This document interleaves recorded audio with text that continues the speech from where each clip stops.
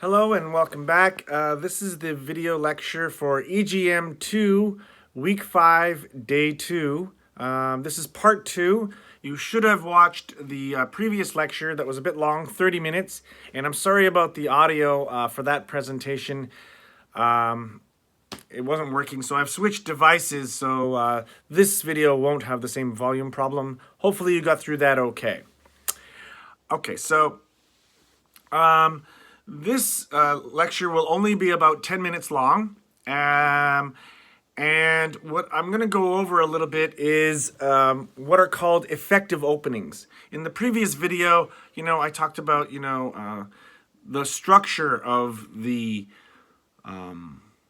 presentation. So the introduction, the body, and the conclusion. What I'm going to talk about mainly in this video is what are called effective openings, okay? And effective openings are sort of techniques that get people's attention right from the beginning, okay? And I'm going to introduce 3 techniques. The first technique I call the amazing fact, okay? The second technique I'm going to show you is called the problem or the question. The third technique I'm going to show you is the story or what's called an anecdote. And you've seen examples a little bit of the story, especially with the unit about secrets, okay? Too many secrets. And when he does his TED explanation, he uses a lot of personal stories to explain his point and why he did that. Okay. Oh, and at the end of all this, I'm going to give you your first assignment, okay? You're going to have a presentation assignment, a pair presentation assignment, which means you are going to have a partner, and together you are going to make a presentation that's going to be due about 2 to 3 weeks from now. I will post more details on Snowboard, as well as the name of your partner. So that will be explained at the end of this video. Okay, so let's go through those 3 techniques, and then I'll explain what your assignment is. Okay, so the first technique to get people's attention right from the beginning, it's really important because, most research shows that, this is time, this is attention, this is time, okay? And there's this curve of people's attention, okay? People usually pay attention at the beginning of something, but as it goes on, they lose more and more attention. So you want to get that attention at the beginning of your presentation as high as possible. And one way to do this is the amazing fact, okay? So for example, in the previous video, I pretended that I was a zookeeper and I was presenting about elephants. Well, before my presentation, and introducing myself and, what I was going to talk about, maybe I would ask my audience, kind of a question, but really I'm telling them an amazing fact, all right? For example, did you know that elephants are the only other animals we know that recognize they're dead? That when an elephant sees the bones of a dead elephant that it used to know, it will pick up those bones and move them to a special place. Pretty amazing, right? Did you know that elephants can hear over 11 kilometers away? 11 kilometers. They do it, they can communicate through a low rumbling and hearing in their throat. Humans can't hear it, but other elephants can. Amazing. Why do elephants have such large ears?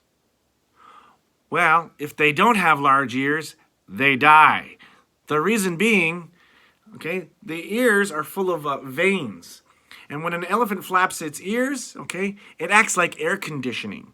And the elephant is so big that when it moves, it creates enormous heat.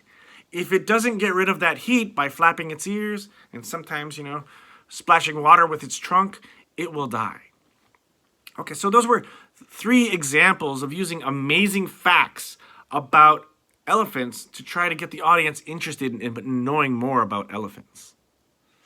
Okay, so that's technique number 1, amazing facts. The second one is a problem.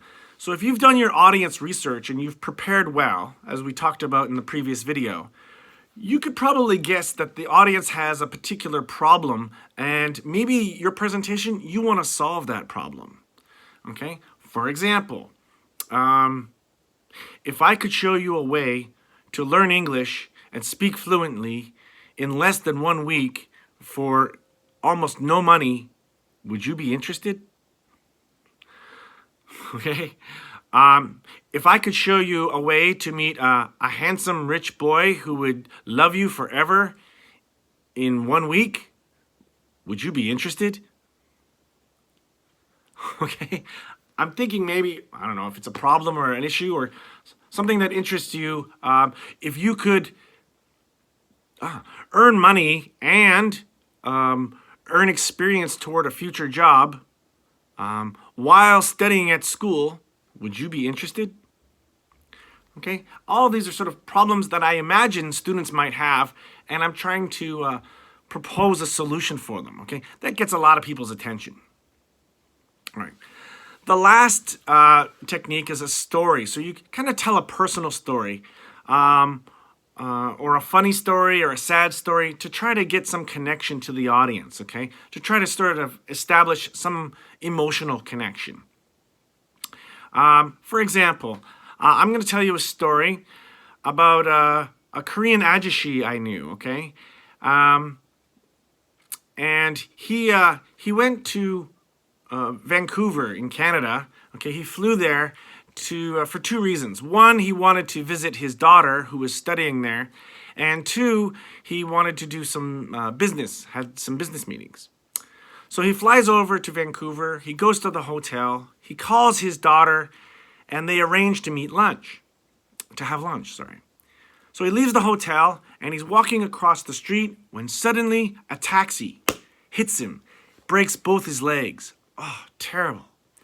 The ambulance comes, picks him up, and takes him to the hospital.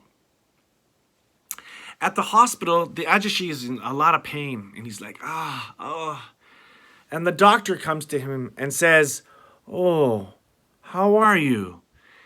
And the ajushi says, "Oh, I'm fine, thank you. And you?" Okay? Okay, so it's a bit of a funny story, but why does the ajushi say that? The doctor says, "How are you?" "Oh, I'm fine, thank you. And you?" Well, maybe in Korea, when he learned English, he only memorized the textbook. Okay? Everybody studies. "Oh, how are you?" "I'm fine, thank you. And you?" And that's the beginning of learning a language, is memorizing script. But it's not the best way to learn a language. So today, as your presenter, I'm going to talk about different ways to learn English more effectively and more usefully. Okay, so I told a story and then I related it to my topic. All right, that storytelling, I mean, it was hopefully a funny story. I hope you found it amusing. I can't see you, so I hope so. You're telling a story to try to make a point and connect to your audience. Okay, so those are the three techniques you can use at the beginning of your presentations to try and get the audience's attention. Amazing fact, tell them something amazing about your topic. A problem that you're going to solve for them. Or tell them a story that relates somehow to your topic that is either amusing or intriguing or really gets them thinking and feeling more attached to what you're going to talk about. Okay? Okay, so that's the end of that for about the three techniques to get people's attention. What I want you to do, okay, is go to page 39, okay, and I want you to fill out the chart. So page 39, exercise A, okay. This is to sort of get you thinking about your presentation, okay? And then I want you to do on page 40 and 41, okay, B, C, and D, okay? B, C, and D. If you follow these steps with your partner, who I've given, on the snowboard, there's a list, okay? And you'll have you and your partner's name and contact information. If you do that together, okay, contact each other, do that together, choose an issue, that you're going to do a presentation on. And the presentation should be 5 minutes long. So that's 2.5 minutes per partner. Okay, so 2.5 minutes together. And you're going to be doing a video presentation that must sort of fit together. Okay, you can record it on Zoom. You could record it on your phone. It's up to you how you want to record it. But you should include, an effective opening. Okay, and all the other things that I talked about today in the 30-minute video, part 1, and in the 10-minute video now. Okay, I will give you some support and help in doing that. But you should, after watching this video, that's your first assignment, is to do a pair presentation with your partner for 5 minutes, okay, and choose your topic. Once you've chosen your topic with your partner, okay, I'm going to ask next week for your topic. So you should be prepared to give that to me, okay? That's the end of this video. If you want to see how you will be evaluated, you can look on page 179 of your book, Unit 2, and that's the rubric I'm going to use to judge your video. Okay, so that's the end of this video lecture, EGM 2, Week 5, Day 2, and I hope this is helpful, and I wish you luck in your presentations.